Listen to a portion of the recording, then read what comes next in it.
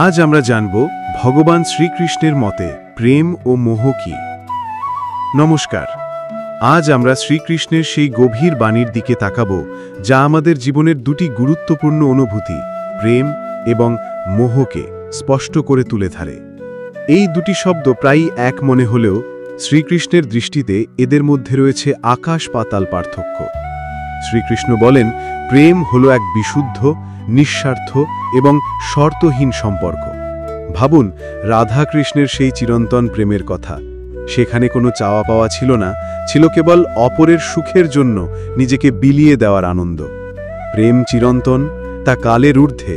প্রকৃত প্রেম আত্মাকে মুক্তি দেয়, তাকে জাগতিক কোনো বন্ধনে আবদ্ধ করে না, বরং আধ্যাত্মিক উন্নতির পথ খুলে দেয়। প্রেমে শুধু দিতে হয়, বিনিময়ে কিছু পাওয়ার আশা থাকে না। অন্যদিকে মোহ হল ক্ষণিকস্থায়ী এক আসক্তি।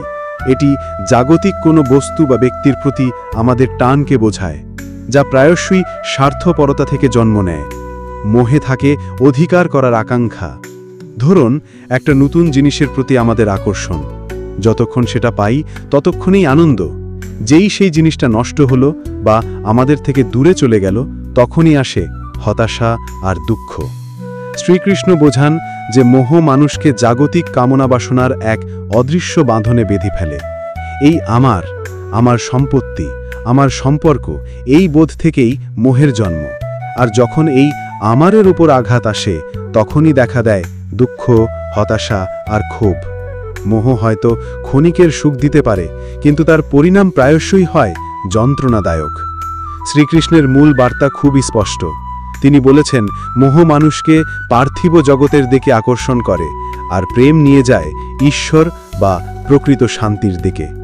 ভগবদ্গীতায় তিনি অর্জুনকে বারবার মোহের ঊর্ধ্বে উঠে নিষ্কাম কর্মের উপদেশ দিয়েছেন।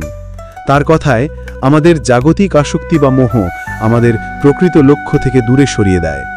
সহজ কথায় শ্রীকৃষ্ণ আমাদের শেখান যে প্রেম হলো মুক্তি আর মোহ হলো বন্ধন। আমরা যদি জাগতিক আসক্তি থেকে নিজেদের মুক্ত করে বিশুদ্ধ প্রেমের পথে চলতে পারি, তবেই জীবনে প্রকৃত শান্তি ও মুক্তি সম্ভব। আজকের এই আলোচনা যদি আপনার ভালো লেগে থাকে, তবে ভিডিওটি লাইক ও শেয়ার করতে পারেন। এমন আরও গভীর আলোচনা শুনতে অবশ্যই চ্যানেলটিকে সাবস্ক্রাইব করতে ভুলবেন না। ধন্যবাদ।